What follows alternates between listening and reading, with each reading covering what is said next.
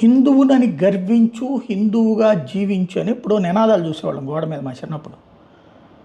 సరే, స్కూల్ దగ్గరికి వెళ్ళినా, కాలేజీ దగ్గరికి వెళ్ళినా, ఏడకి పోయినా దేవుళ్ళని వెక్కిరించేవాడు, దేవుళ్ళతో కామెడీలు చేసేటటువంటి వాళ్ళు, ఇట్లాంటిదే నడుస్తూ ఉండేది. దాంతో సరే మనం గర్విద్దాం, మనం జీవిద్దాం కానీ మన వరకు, కానీ సొసైటీ ఏంటబ్బా ఇట్లా అనుకునే. ఇకపైన అట్లా ఉండదేమో.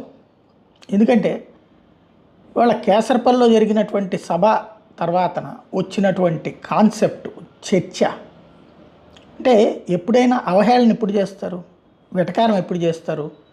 అసంఘటితంగా ఉన్నప్పుడు. కులం పేరుతో, వర్ణం పేరుతో, వర్గం పేరుతో, హీరోల పేరుతో తెలుగు రాష్ట్రాలలో ఎస్పెషల్లీ ఆంధ్రప్రదేశ్లో హిందూ సమాజం చీలిపోయింది. ఫస్ట్ టైం వాటిని పక్కన పెట్టి